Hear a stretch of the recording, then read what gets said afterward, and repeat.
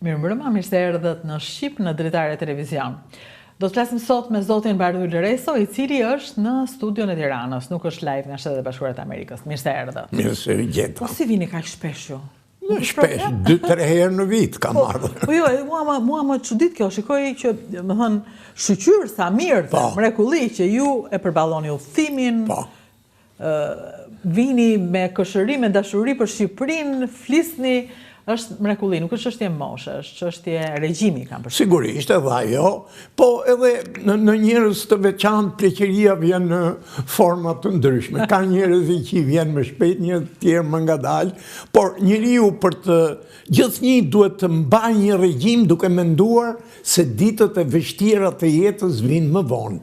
Prandaj një regjim në moshë më të re I ka të mirat në moshën e pleqërisë. Përveç rasteve kur ka sëmundje të cilat njeriu nuk I parashikon. Po, me ushqimin kanë lidhje të gjitha, dhe ato, me regjimin kanë lidhje. Sigurisht, kanë lidhje me regjimin, po njëherë mund të jenë dhe genetike, të trashëguara, pastaj sëmundje që fillojnë çik në moshë të re, si diabeti, që japin pasoja, shumë të rënda në organet vitale të njeriu në vesh, kanë zemë, në sy, e vështirësojnë, sigurisht. Megjithëse unë kam pas miq që kanë qenë me diabet për 40 vjetësh dhe kanë vdek 90 vjeç.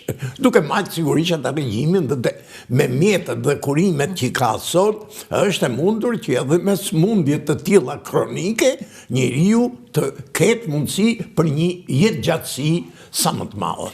Në fakt, nësot do flasim për zgjedhjet, ja I ka përgatitur letrat për temat që do flasim, zoti Reso, po kisha dëshirë që në hyrjet e emisionit të flisja jo për politik, po të bëhet sa pyetje në lidhje me këtë përditshmërinë tonë, këtë që harrojmë. Harrojmë problemet tona dhe merremi gjithmonë me problemet e botës. Kjo është njerëzore, me sa duket.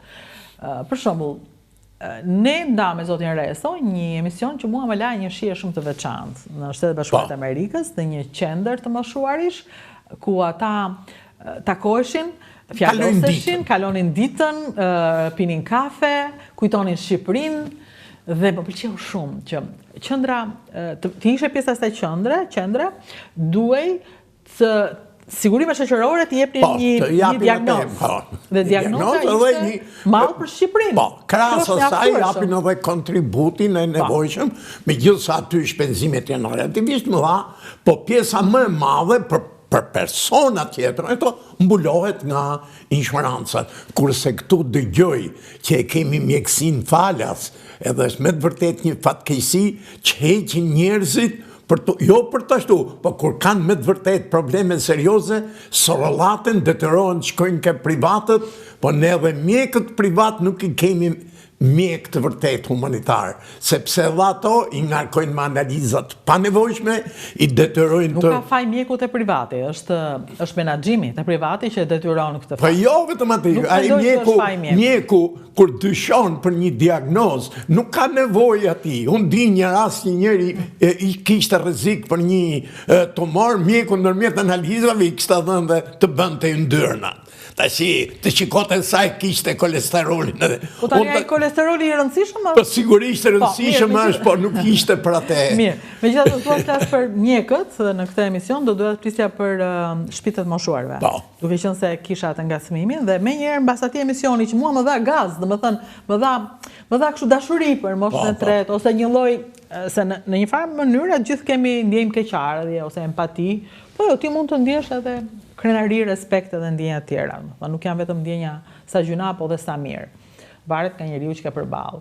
Ndërkaq në Shqipëri, në një dalje në Big Brother, në një prej emisioneve më të shikuara në vend, Tinka Kurti, aktore jonë e madhe, përshëndeti një aktor, siç është që ishte pjesë e lojës, Vasili, dhe ajo përshëndeti nga shtëpia të moshuarive. Kjo shkaktoi një debat kombëtar, duke thënë sa turp, sa gjuna, sa keq, pse ajo është në një shtëpi të moshuarit. Si është kjo stigma shqiptare krahasuar me Amerikën ku ju jetoni? Zëre Dina, tradita e familjes shqiptare që jetonin, domethënë, të gjithë bashkë, në atë kuptimin të ashtu, por që zakonisht gjyshet I mbanin vajzat ose djali dhe për ato shërbenin gjithë familja. Tani kushtet po thuaj se kanë ndryshuar. Njerëzit janë bërë, do më thënë, me një jetë më të pamvarur, janë të ndarë. Kështu që njeriu, kur arrin moshën e tretë, sidomos në rastin e Tingës me Sadiun, që ajo ka humbur duket dhe bashkëshortin, edhe djalin që ka pas në Kanada, sa ajo po të kishte shkuar të bënte një bashkim me djalin në Kanada, ajo do ishte si zonjë në një nga shtëpiat e pleqve. Po pse? Në shtëpiat e pleqve në Kanada. Po si zonjë është dhe në shtëpinë e pleqve. Jo, po ajo tha, unë jam e kënaqur, nuk e di pse u çon. Po pse mërziten njerëzit? Pse mërziten njerëzit? Ky është një koncept, jo vetëm që duhet ashtu, po për këtë njerëzit duhet mendojnë se të gjithë do plakën një ditë. Dhe stacioni fundit i çdo njeriu, kur kushtet janë të pamundra, njerëzit punojnë, fëmijët janë në shkolla, fëmijët janë jashtë, apo tani që shumë nga të rinjt punojnë jashtë dhe janë siguruar atje me punë, e ka shumë të vështirë dhe dëshirën për të ndihmuar prindët kur ato pleqërohen edhe smuren.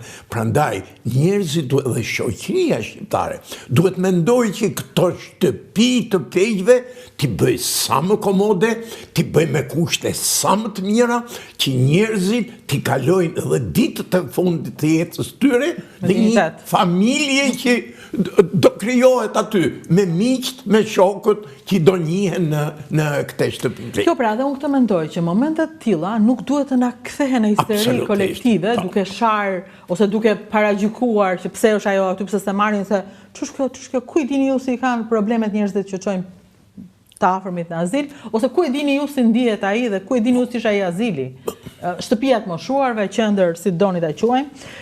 Kam përshtypjen ne, nga që flasim gjithë ditën analizë politike, për shembull merremi pak me përditshmërinë. Politikanët janë marrë vetëm me politikë. Tani që një pjesë e tyre janë në burg, besoj kanë kuptuar që duhet merreshin më shumë me gjendjen e burgjeve, me gjendjen kushtet në burgje relativisht janë përmirësuar me çka kanë burgjet, por ato kur bien në burg sido që tjetë nuk kanë ato kushtet mrekullueshme që kanë pasur dhe fillojnë të vrasin mendjen për shumë gjëra. Kujtohet kur kam intervistuar në Çmi Hoxhën dhe ajo kishte bërë një ditar burgu dhe tha nuk e botoi, sepse në kohën e Xhmijes Rodina burgjet akoma me fondet që dha. Jo, ajo më tregoi si ishte, tregoi në një. Megjithatë kushtet kanë qenë shumë të mira se në burget e komunizmit. Jo, ajo këtë thoshte që nuk kishte të krahasuar burgjet e komunizmit me burgun që bëra unë, sepse thoshte në burgun ku isha ishte vetëm një dyshek në tokë. Dhe aty kam pjetur, thoshte, në këto dyshek. Pastaj kur erdhën më pas njerëz të Amnesty International që e pan, u munduan që të ndryshonte burgun. Kot mendoj tash, mbase ato të rritë e emëruar në drejtimin e burgjeve për atë revolt apo për atë urrëtie që kanë pas për regjimin e kaluar, se shumë prej tyre morën të tilla poste, me të drejtë. Kanë bërë edhe një si hakmarrje, mund ta them. Domethënë që ti kujtojnë në Xhmijes si kanë qenë ato në burg. Bilëm në Burrel, flenin 20 vet në një dhomë. Kështu që ky është një gjykim relativ. Ne të mendojmë personal. Doja të thosha që siç mendon për burgun kur e provon, duhet të mendosh përpara, duhet të mendosh për azilin përpara se ta provosh, për spitalin para se ta provosh. Pra, kjo është politika, këto janë politikat. Mjaft bë muhabet me njëri tjetrin dhe mjaft nuk folëm në kohë zgjedhjesh për gjëra njerëzore, se në fund të fundit bëhet fjalë për njeriu, nëse bëhet fjalë. Kështu është edhe puna e azilit, e mira është që ky debat që u hap për ti nga Kurtin të na ndihmojë të paktën të pastrohemi nga stigma, edhe të rregullojnë kushtet dhe të shtojnë ato shtetëroret. Po dhe shteti duhet të krijojë ato të vetat, jo vetëm private, siç janë bërë spitalet, mund të krijojë dhe shteti shtëpi për pleq. Po është mosha e tretë, nga një herë mund të ketë, ku diun, 10-15% e popullsisë, nuk janë pak njerëz. Ai do t'i japi atë pensionin, shënqyri që po thohet do t'i rrisi, njëri thot do t'i bëj 500, tjetri do t'i bëj 700, që i kanë të gjitha. Pash një reklam të një kandidati, është shumë e bukur ta them se kam qesh diqa. Ishte një kandidat në një partie inekzistente, edhe rinte kështu si i fort, i thoshte një zonjë, sa i ke pensionin? 70.000 lekë thoshte. Mbas 3 ditësh 200 euro do i kesh. Unë disha do i thosha, po mjep tani ti jemi që jemi. Mjep tani.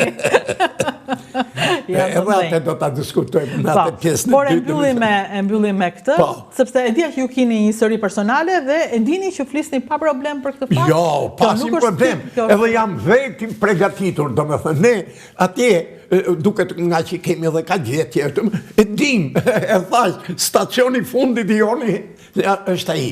Domethënë unë edhe sigur vajzën time tjetë në pension nuk do të detyroja kur që ajo të më shërbente mua. Në asnjë mënyrë. Ajo të vitë më shikoj, të vitë bëj mua bet, të ashtu, po që të më shërbej mua në asnjë mënyrë. Jo vetëm aq, po shumë shërbime janë të vështira, nuk janë mjetet e nevojshme në çdo shtëpi, prandaj kot nuk I ka zgjidh bota, që nuk është se po bëhet në Amerikë, po kështu është në Gjermani, po kështu është në Francë, po kështu është në Itali, në gjithë vendet domethënë që kanë një standard këtese dhe vendet që e kanë kuptuar që njeriu fundin duhet ta ketë në një vend ku të ketë një shërbim sa të jetë mundur më I mirë. Jo në ditë të fundit të jetës, njeriu ka punuar tërë jetën, ka dhënë kontributet e tija në aspekte të ndryshme, po ditët e fundit unë mendoj që duhet të jetoj si njeri. Edhe të jetë, domethënë në vëmendjen e të gjithëve, jo të tjerë të thonë me ku pas ka shkuar ajo, sa keq po na vjen. Është një mentalitet... Po kur I vjen ka shkip se marrin shpikta, këta që bërtasen më shumë. Po, ato që e kanë shumë, të ta marrin, të vendë një shërbyse, në një që e ka shumë në merak. Vazhdimisht të shkruaj në Facebook dhe shkruajnë veçare. Problem është stigma është problem në Shqipëri. Stigma për zë edhe njerëz të cilët për shembull duan të kthehen. E kanë mbyllur me Shtetet e Bashkuara apo me Francën dhe thonë do kthehem. Edhe këtë thonë, një për arsyeve është na vjen turp, na thonë po ti dështove atje, të gjithë ja dolën vetëm ti pas ke qenë humba meno, e kanë turp të kthehen. Një prej arsyeve që ti ke probleme në shoqërinë shqiptare është stigma e kafexhinjve, atyre që rinë në kafe edhe rinë e vëzhgojnë jetën nga xhamat apo nga trotuari ku janë ulur.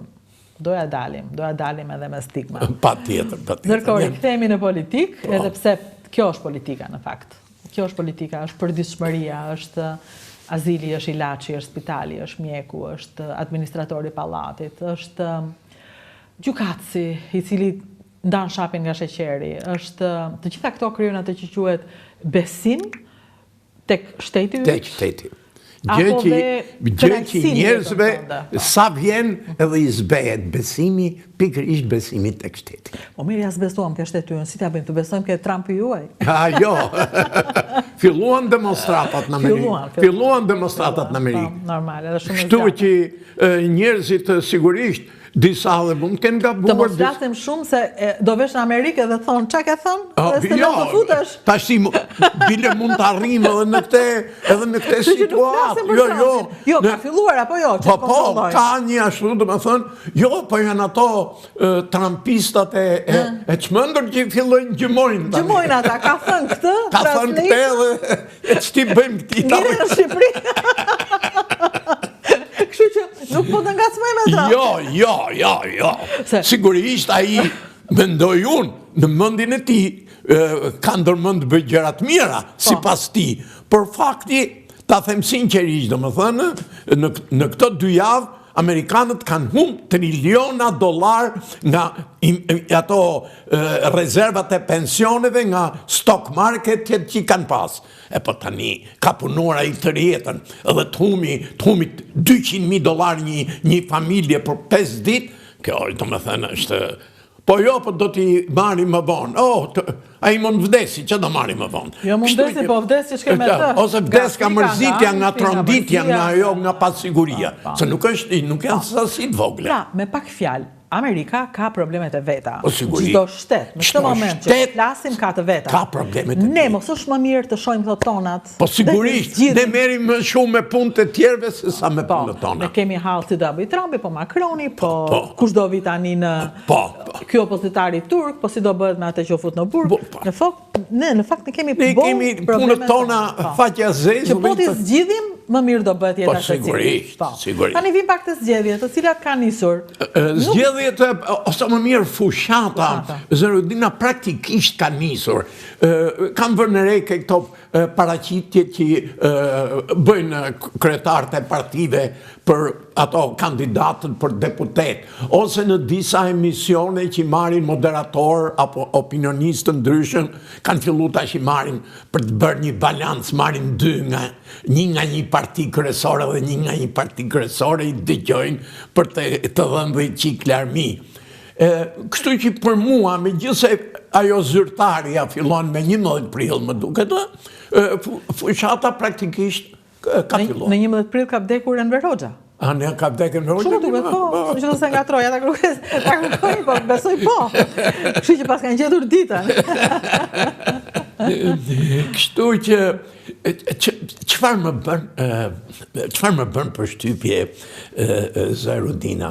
Më bën përshtypje një gjë, që tek neve diskutohet që neve po kalojmë në një autokraci. Si duhet ta kuptojmë të kalimin autokraci? Këto nuk bisedohet për demokracinë banale, për të drejtë, për mundësinë që njeriu mund të flasi dhe të thotë çfarë do. Se këtu njerëzit flasin në barë prapë që i do qeki. Asgjë si ndodh. Asgjë nuk i ndodh. Pra ne nga kjo pikpamje ajo. Kundrazi, madje atje për shembull, ndjes që të ndërhy, po kisha pash një gjë për veten time dhe e shpjegova njeriu që shkruaj që s'është kështu. Po ai tha ndjes, po ishte vonë, e kishin marrë të tjerët, e s'të shpjegoje gjithë me radhë.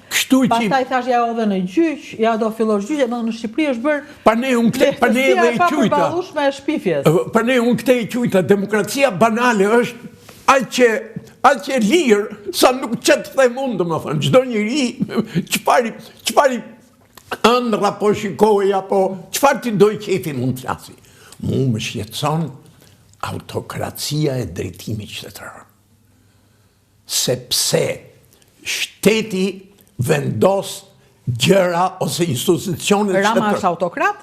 Për mua, po. Po, atëre. Është autokrat në radhë të parë në partinje. Në parti, po. Aty ka autokracinë maksimale. Atëre, shqiptarët do ta rrëzojnë se autokrat dhe do sjellin një demokrat si Berisha. Jo, shiko, autokrat, ata janë të dy, se kush është më shumë, e kush është më pak, ajo gjykohet nga njerëz të ndryshëm. Disave i duket Berisha me autokrat, po autokrat... Jo, po pyes juve. Po, për mua të dy janë autokrat partish. Janë njësoj. Janë njësoj, sepse i kanë partit nën kontroll të plot. Kuptaj. Edhe fakti... Atëherë është një garë mes dy autokratëve. Një garë me disë... Fakti që Saliu për të treguar si demokrat i ri, se demokrat s'ka qeni asnjëherë, po e quhet demokrat i ri, nxori punën e atyre që do bënte primare. Edhe ata që fituan primare kanë dalë në listat e hapur dhe janë fut gjithë servilat. Ato primaret në vend të vinte vetu nxori syt kanë përshtypjen. Po si është e mundur, njerëzit më të votuar i ka fut në listat e hapura. Edhe në fakt për shprehjen, domethënë, po ndoshta ka menduar që këta me që janë kaq të votuar do fitojnë. Shiko, Zerudina, në Tiranë është shumë e vështirë, duhet të marrësh 12.000 vota, mbi 12.000 vota. Për këtë vjen keq në Tiranë. Po për Jorida Tabak. Për Jorida. Po, më vjen keq, është një zonjë, domethënë, e mençur, e edukuar, e matur, çfarë bëri në fundit? Kur të gjithë e kritikonin Saliun, ata kritikoi dhe ajo. Pse? Ta që i Bardhi që e ka sha, po them kështu, Saliun më tepër, Bardhi është në listë mbyllur. Po le pastaj ato të tjerët që ka. Po mirë, ndoshta Jorida me këtë betejë do t'rregoj sa vlen dhe ajo është një vajzë që unë dëgjoj shumë të djathtë që e duan. E duan e pëlqejnë, domethënë është një personazh i pëlqyeshëm. Shiko, nuk matet ajo, domethënë, që sa ti përkra Berishën për të treguar që je një demokrat i ndershëm. Tashti bile, për kraja Berishës është thjesht një facitet edhe një interes personal i njerëzve. Tashti, krahasohet, pse unë s'du të përmend asnjëherë, djali i Balliut me Jorida Tabakun, e merre futat në listë të sigurt dhe Jorida Tabakun e vend dyshim. Është fyë se kjo, në vend që ti angazhoj demokratët të gjithë, kjo përkundërzi mu më duket se i çmobilizon. Unë kështu e gjykoj, unë nuk e di do më thënë të mendosh kaq ngusht për ambicje personale, për interesa personale, për fyerje personale, në dëm të partisë, se në fundit ai duke humbur një deputete si Rita Tabako dhe do fitoj një tjetër që jo vlerën e saj, pas qerekun e vlerë, çfarë do përfitoj i qasje. Prandaj që... Ka diçka që duket juve sikur Berisha është i qartë që zgjedhjet nuk i fiton dot dhe po përpiqet të mbaj fort partinë me njerëzit e vet, me familjen e vet, më thënë. Sigurisht. Apo ai po bën çdo lojë të mundshme që të fitoj. Unë e ndoqa me vëmendje shumë dje atë fjalimin edhe paraqitjen e deputetëve që bërin në Elbasan. Zero dina. Domethënë është një sali i 10 vjetëve më parë që s'ka ndryshuar fare, që vetëm bën premtime të kota. Bile mund do t'i detajoj vetëm qëllimisht për të treguar, domethënë që janë të gjitha premtime që nuk qëndrojnë. Mbasandaj, kur bën premtime, jo vetëm Berisha, po dhe Rama, edhe çdo kryetari në një partie më të vogël, ti duhet justifikosh në një farë mënyre se si do t'i realizosh këto premtime. Se aty je në një kontradikt nga më elementare. Do të ulte energjinë elektrike 3 herë, nga 18 lekë do t'a bëj 6 lekë. A i bile mund t'i thot Shkodrës për tash se ka më demokratë si që ka pas, që mos paguni fare, se ju jeni demokratë. Si thot më tani. Po mund t'i thot Kuksit. Do t'i uli taksa 10%, do uli taksat e tjera, do heqi taksat e tregtarëve të vegjël, do uli të vëshën. Këto çfarë janë? Këto janë të ardhurat e shtetit. Do rrisi pensionet 500 euro. Do rrisi rrogat e mësuesve, inshallah i arrit 1500 euro. Do bëj këtë kështu, do ta bëjmë Shqipërinë vendin me industrinë më të madhe në Ballkanin Perëndimor. Po ai e ti që e shkatërrove industrinë apo është dikush tjetër. Do ta bëjmë vendin kryesor energjetik. Po ti vetëm këtë duhet mendosh, që shkove shite 4 hidrocentrale për 100 milion euro.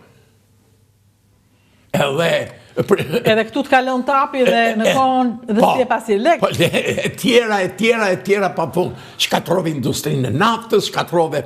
Edhe ti tashim thua që ne do me... Unë nuk e di kush e beson. Nuk e di. Po, pa dushim ka njerëz që e besojnë. Po qiko, ka njerëz që... E di sepse fatkeqësia madhe është se në Shqipëri është rrit shumë analfabetizmi funksional. Po unë do të shtoj që ka dhe një analfabetizm tjetër, një analfabetizm emocional politik. E bukur. Analfabetizm emocional, po. Jo vetëm politik, po njerëzor. Tamam... Jemi të pa edukuar emocionet politike, emocionet njerëzore. Kështu që ata kujtojnë se vërtet ato që po thotë, qa dhe mund t'i besojnë. Po mirë, më po ti ke qenë që e ka vjetë, pse su rritëm, pse su bë kjo, pse su bë. Ose, thotë dhe ca gjëra që nuk qëndrojnë për sportin, që është për mendimin tim pa e vetë fundit. Do bëj unë 5 fishin atyre për sportin, po ne nuk qim një stadion të të roshin të bëshin meshet ndërkombëtare jashtë Shqipërie. Ta që të themi, Edi ka plot meta, do të themi dhe më poshtë, qarë vërejtje që i bëju në Edit, por ama, stadiume, mushi Shqipërinë me stadiume, edhe po vazhdon. Kështu që ngri një problem, kritikoje, por për gjëra që i qëndrojnë, se nuk të beson njeri. Prandaj, unë mendoj që jo vetëm kryetari partisë, që bën atë, si me thënë, do bëj dhe atë si ceremoninë mbyllëse, apo do shkojnë në qytetet kryesore, ku ato mendojnë që janë të rëndësishme për të marrë një numër sa më të madh deputetësh. Po, unë vere edhe më ka bërë përshtypje edhe diskutimet që po bëjnë kandidatët për deputet. Ato janë një lloj, marrin fjalët e Saliut i përsërisin, bëjnë ca zbukurime, i bëjnë ca lajka, edhe me thënë të drejtën, unë ngela shumë i ndinjuar edhe me që ajo zlezoj dhe kam pas mink të jatin. Do me thënë, po, merdi keq sepse këto tani, unë e di që gratë e kanë shumë më pak atë dëshirën për të treguar gjëra që janë të vërteta. Mund të thonë për në një fustan e kam ble kaq. Ka ndryshu gratë, mos Por ama të thuaj gjërat pa vërteta, që Sali Berisha do vinte në Peshkopi, kur ne kemi bërë mitingun gjë që s'është vërtet fare. Dhe asaj shkoni goditën shtëpinë. Po flasim për kë? Për atë, vajzën e Zhulali, unë e kam pas. Zonja Ilda Zhulali, ishte tek Landi në Dekalon. Unë e kam mik teatrin, e kam pas respekt për të. Ajo tregoi një histori personale. Por nuk është e vërtet, Zërodina. Ajo ka qenë fëmijë dhe mban mend në këtë mënyrë. Çerman më e gënjen, sepse mitingu është bërë në shkollën industriale. Nuk është, ka qenë fëmijë atë kohë Ilda. Po mirë, po pse të thot një gjë? Shiko, 7 vjeç. Shiko, Zërodina. Unë bajnë mëndë gjëra 4 vjeç, që është 7 vjeç. Për nuk shpia e saj është shumë largë vëndit që është bërë mitingu. Nese, nuk është elpsore, si gjenjë. Pa mirë, po pse të kryoj një ashtu, të më thënë, në një komentus, që më ofendoj dhe mua, kështë të thënë, ti ke ngrën ashtu në guzhinat e komunizmit, që gatunit nevojtore, përndaj i ke këto mendime. Kushta një nga ato komentatorët. Në komentet e Facebookut, nuk bajnë përgjëjsi. Jo, s'kemi qa bëjmë tani. Zërodina, po ta kam fjallën dhe me thënë. Edhe neve na shajnë, po sigurisht, ta s'dëgjojmë është fushat. Po, sigurisht, muas, nuk ashtu. Po i shpjegova më gjenë keqin, thashë më kam pas një vilë që 1937, thashë mes Tiranës. Po, komunistat e Saliut, thashë ma zunë gjysmën. Se ishtë dorë, komunist Saliu. Nuk e ishtë dorë duke ndryshuar i desaj. Shikon, Zërodina. Duke të shkara zje kemi prek dhe erë tjetër. E kam thënë disa herë, përsëris, fatkeqësisht PD-ja kot quhet parti. Ka qenë qujt, se ta shis është as e djallë, as e majt, është partia Saliut. S'ka qenë kur e djallë. E djallëta në Shqipëri është kambaruar që 1926, kur dënun ata deputet që dojshin me të vërtet një Shqipëri demokratike, që këshin punuar, këshin nimuar partizanët, këshin kontribuar dhe me vlera materiale për te, njerëz idealista për Shqipërinë. Kështu që ka marrë fund. Pra, partia e Berishës nuk është e djathtë, partia e Bashës. O që dorë nga Basha, se dikur të pëlqente. Po jo, më pëlqente. Më pëlqeu për vetë faktin se pat kurajon, që e kritikoj Berishën, që e i vetëmi që do... Po, në i simpatit veçanta si Ko agregoj që ajo kuraja mund këtë qënë dhe loj? Edhe mundet. Se shumë lojra bën këtë Basha. Po, edhe mundet. Ta ketë pas dhe miratimin e Berishës për ta kritikuar, mëse ne kur u zhvillun ngjarjet.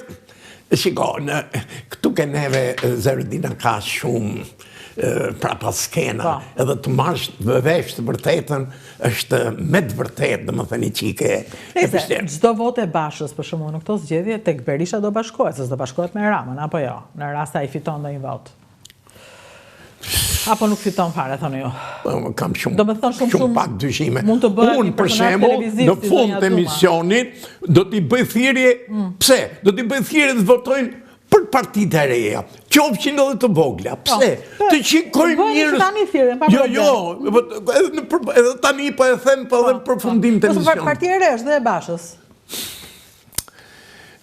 Zërodina, çfarë partia e re? Aty janë ato që nuk kishin pas favore nga Berisha, ose me të vërtetë e kuptonin që Berisha po e... Mëse ne, Berisha iku nga partia. Pse u kthye prap? Do më thënë, se po mos kthehesh Berisha nuk bëhesh PD-ja, unë mendoj që po mos ishte Berisha, PD-ja do të kishte e bashkuar, do kishte shumë më tepër shanse. Të fitonte. Të fitonte, se sa tani që partin e morin dorë Berisha. Ky është mendimi im personal. Okej, atë Berisha nuk ka shanse thoni ju. Basha mund të zgjidhet vetë deputet, për shembull, mund t'ia dali dot për vete, se për partinë e vështirë. Nuk e di.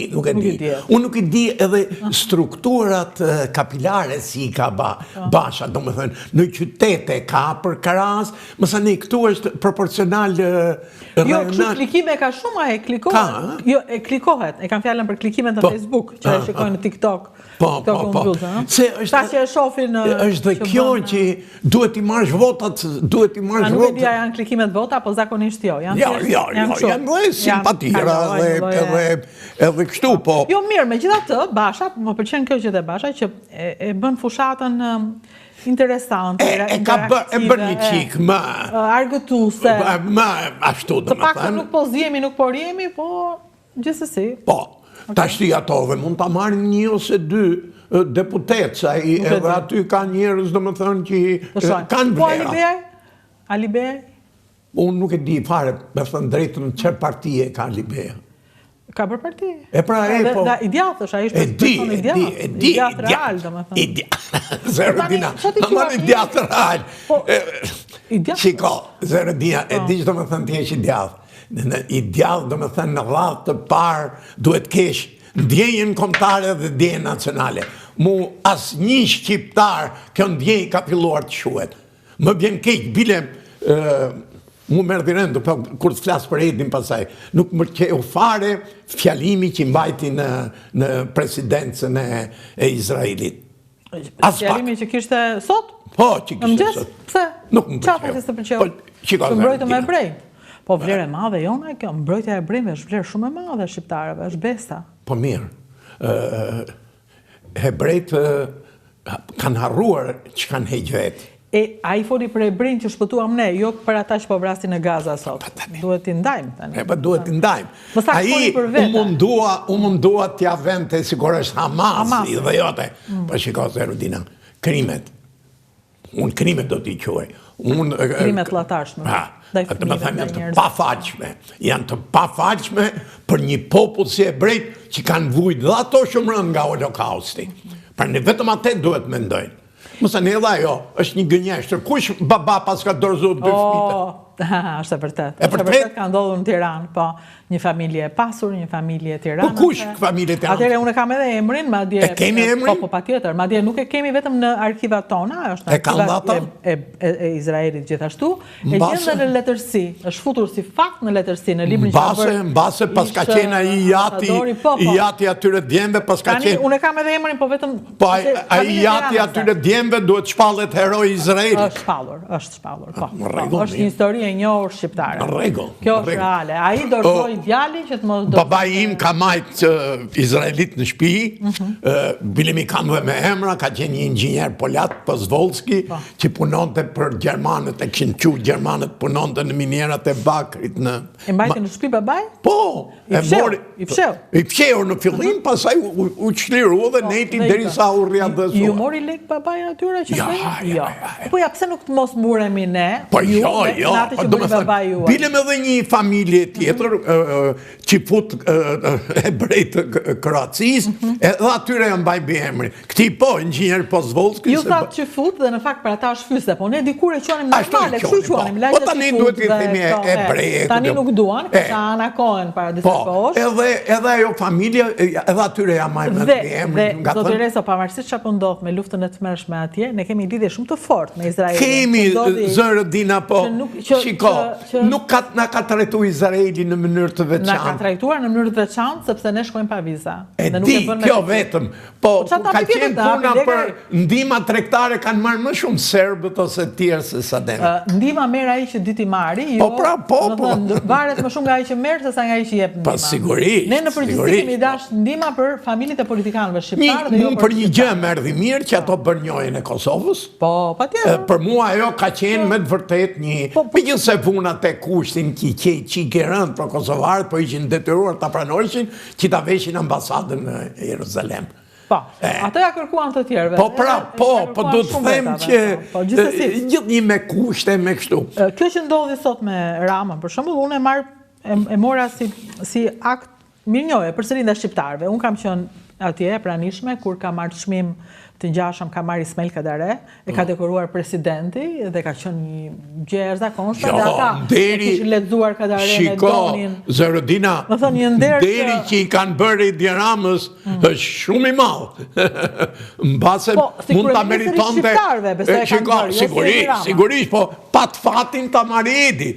Për mendimin tim do ishte mirë ta kishte marrë në i burr më mirë se Edi. Atëre, hajde flasim për këta burrat më të mirë se Edi që duhet të marrin zgjedhje. Hajde flasim. Fatkeqësi Zërodina, shoqëria jonë civile është shumë indiferente.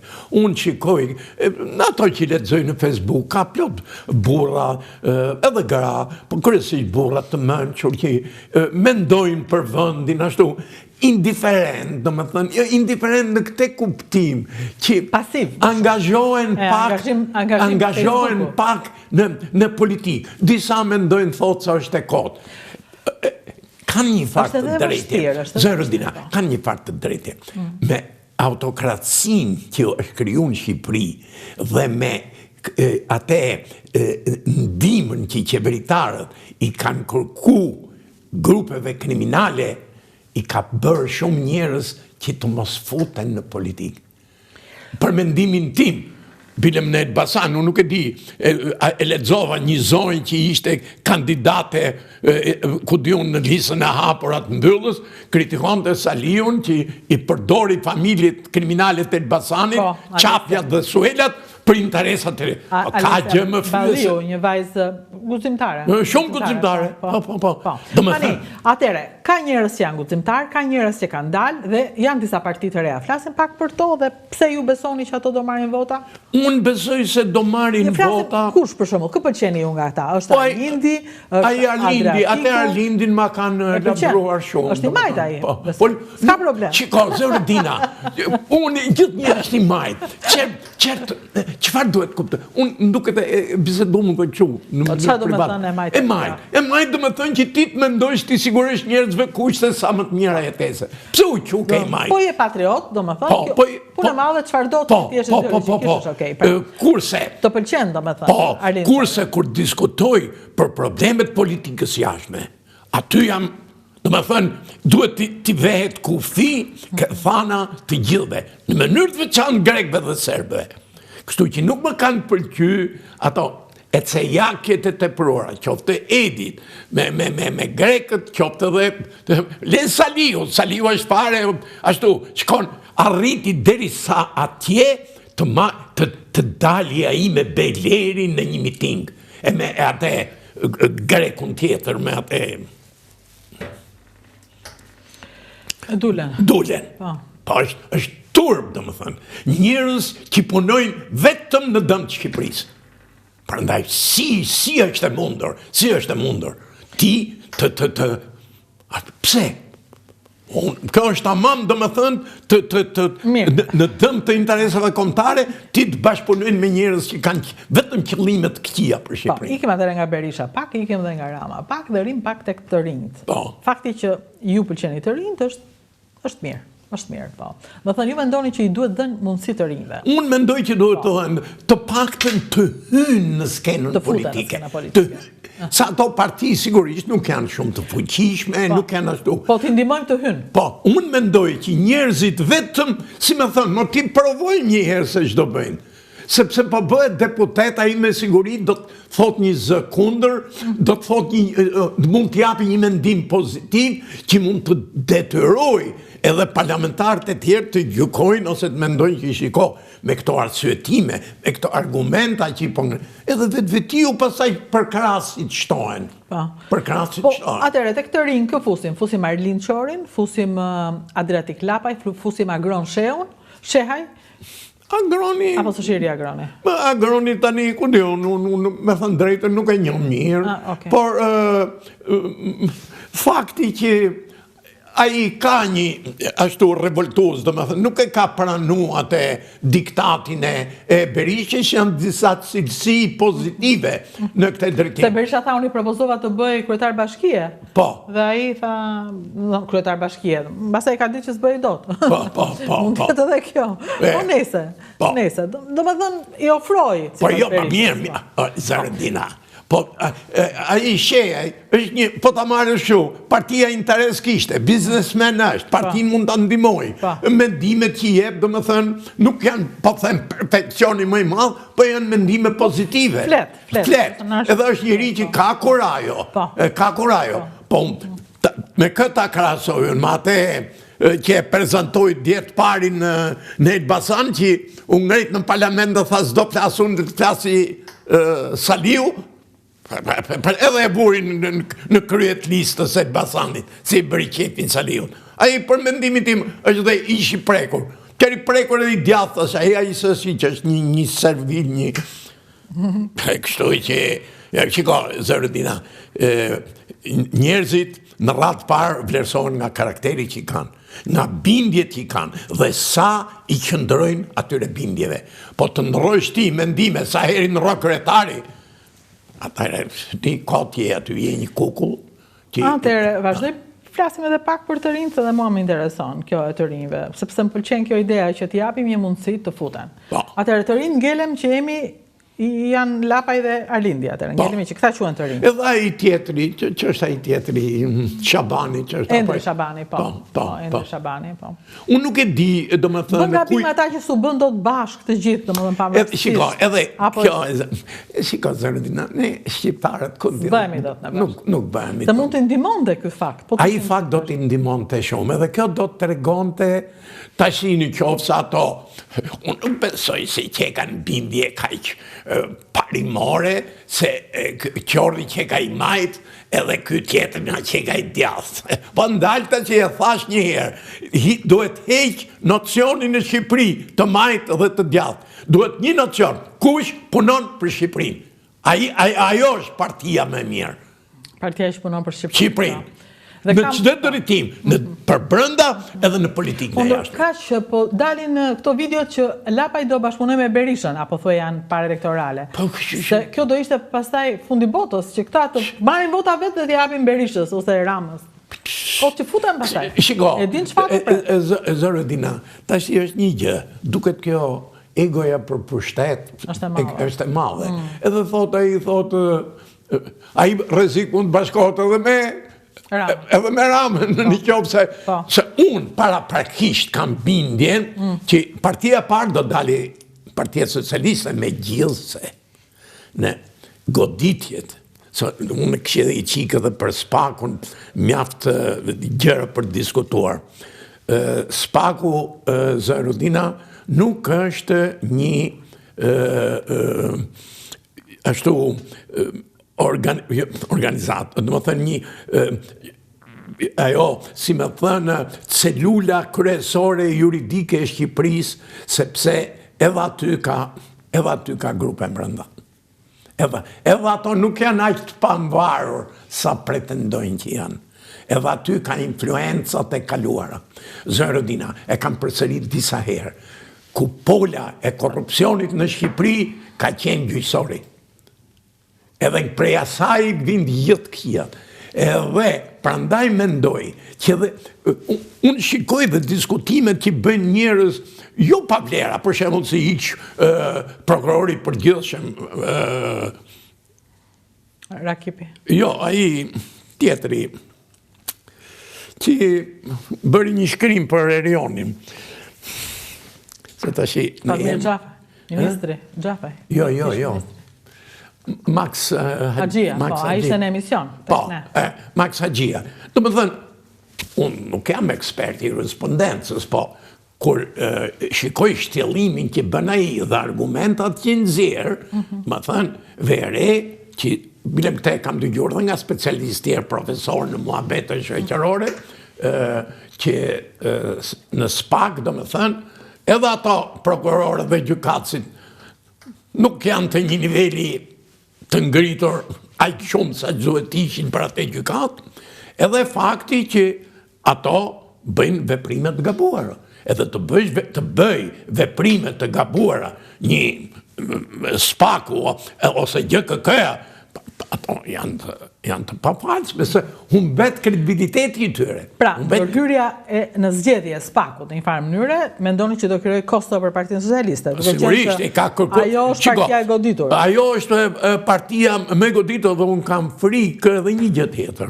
Nuk e them që tani, po mbase javën tjetër, duke pa zhvillimet që do bëhen deri këto 2 javë të fundit, Partia Socialiste po u godit më shumë, do ketë shumë probleme për zhvillimin e zgjedhjeve normale në Shqipëri. Se mendoni që do vazhdojnë goditjet për Partinë Socialiste? Po tash kështu të paktën thon ato që janë aty brenda. Po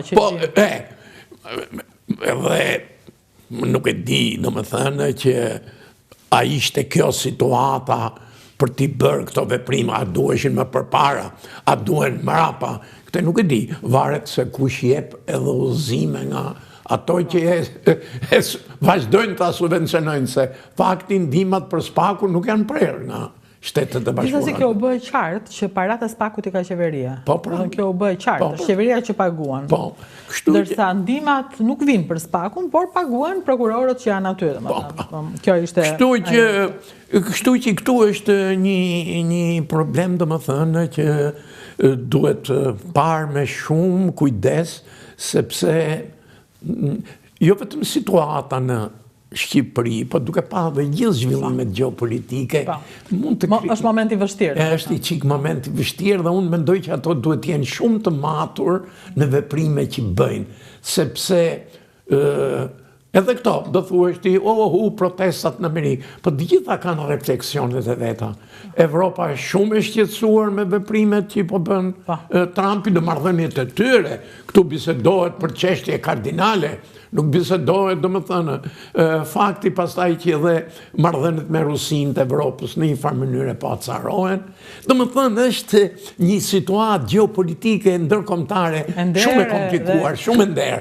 Edhe pikërisht kjo në këtë situatë këtu që neve me gjithë këto arrestime, me gjithë edhe me thënë të drejtën, vetëm se në Shqipëri më ndodh një gjë e tillë, sepse praktikisht me ato që I ka ndodhur Partisë Socialiste, nuk du të them, a është implikuar Edi apo s'është, po vetë ju, derisa ati I fusin zëvendës kryeministri, ati I fusin kryetarin e Bashkisë më të madhe, ati I fusin ministrat në burg, ai praktikisht, domethënë si që ndodh në çdo vend evropian, apo në një vend si neve që përgatitemi të fusimi në Europë, ai duhet të tërheqen.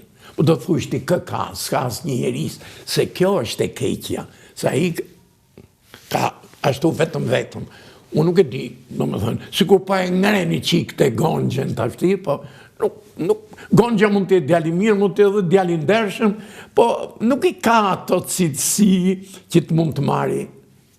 Mendoj unë praktikisht, domethënë, një drejtim, megjithëse fond që do t'i japin edhe Bashkinë e Tiranës. Atë edhe mund ta bëj. Po, që të marrë një drejtim të madh në qeverie që e vështirë. Zorodina, e tha dhe ju më parë, vendi si madh, si vogël, problemet një lloj ka, problemet kardinale që duhen zgjidhur.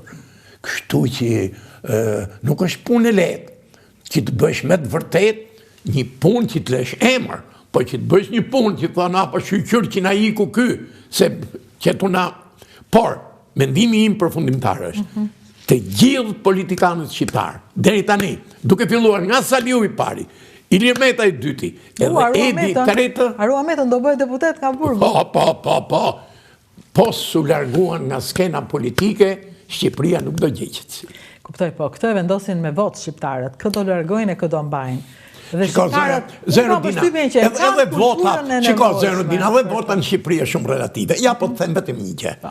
Janë shtuar numrin në punësave, 2-3 vjetë të fundit. Me në Shqipëria, unë nuk e di eksakt, po e zë se ka 60.000 apo 100.000 në punës. Po them kështu në mënyrë aproksimative. Ato 99% do votojnë për qeverinë. Edhe familjarët e tyre. Kështu që Edi Rama 300.000 vota I katë sigurta. Kështu që Po kemi diasporën, e cila është re, e cila është ngarkuar. Po pse në diasporë... Janë zgjedhje të E di, po pse në diasporë ju kujtoni se ka pak, unë takoj njerëz atje, ki thonë, e di ka bërë plot gjëra, sa to, edhe nuk din, ca dhe nuk e din, kush e futa, sa mirë, sa bukur, ishte bërë Tirana, sa...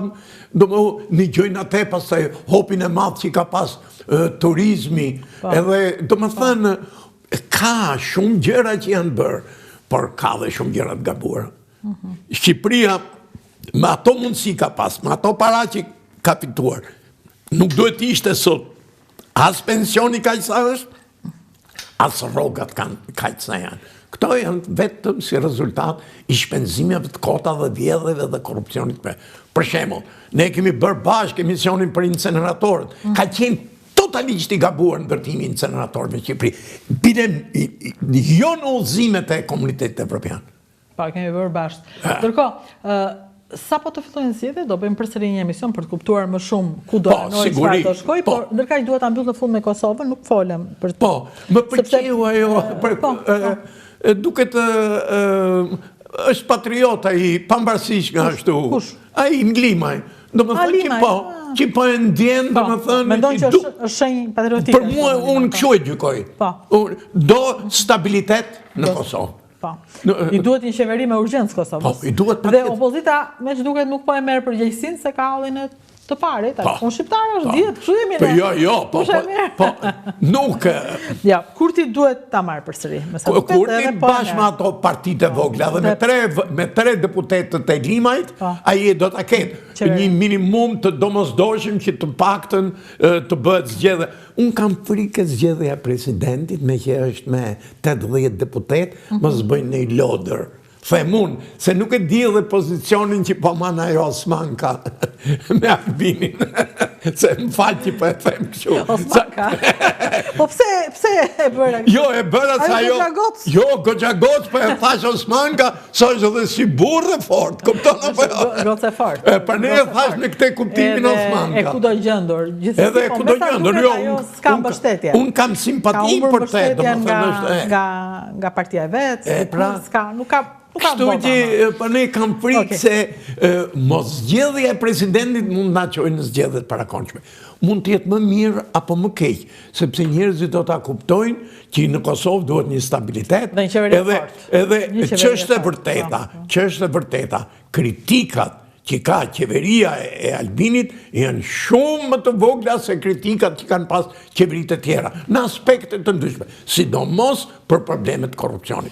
Ore se edhe ke Albini mund të ketë deputete, ministra që mund të kenë bërë në një gjë, por në vit të përgjithshme nuk është ajo si ç'ishte. Edhe diçka, për Limaj edhe unë jam e kënaqur se Limaj i bashkohet, më thënë Limaj është një personazh shumë interesant, një personazh që e kam intervistuar kur sapo është kthyer nga Haga, më ka bërë një përshtypje shumë madhe atëherë. Erdhi në Top Channel dhe një intervistë të vetme që dhan atë. Dhe tregoi momentin kur në Hag tha, kur hyra i sigurt që s'kisha bërë asgjë dhe do dilja. Por tha, aty kuptova që nuk bëhet fjalë ti je ti i sigurt. Por të dish t'ja u shpjegosh atyre që ti s'ke bërë asgjë. Dhe unë vetë, përveç avokatëve që më mbrojtën, unë vetë kam lexuar dhe kam mësuar, jam bërë juristi vetes, dhe shtemi ne bëu doktori vetes. Dhe i doli si një njeri i pastër, dhe me sa duket tani ai është thirrur në shërbim të Kosovës. Urojmë të mbyllet kjo histori dhe Kosova të ketë një qeveri, unë i uroj të paktën. Dhe një gjë tjetër që do doja të uroja, se me thënë, pa çfatin, ajo që bëri Albini duhet të mësoj disa prej këtyre çunave dhe gocave të reja të cilët shkojnë atje dhe bëjnë foto. Nuk është puna të bësh foto me Albinin. Puna është të kuptosh si erdhi Albini në atë ditë. Me thënë, më mirë mos bëni foto, po dëgjojeni kur flet, privatisht për t'ju treguar që po nuk bëre kompromise, vjen dhe dita jote. Po të duhet ti jesh burr, ose ti jesh grua, ose ti jesh zonjë, ose ti jesh zotëri, ta përballosh, domethënë, ta përballosh mos bërjen e kompromiseve, sepse bërja e tyre është e shkurtër. Ti jep kohë shpejt, po asnjë rrugë e shkurtër nuk është për kohë të gjatë. Prandaj ja uroj atyre që duan të futen në politikë, jo të bëjnë foto me Albinin, po ta kuptojnë çfarë ndodhi me Albinin.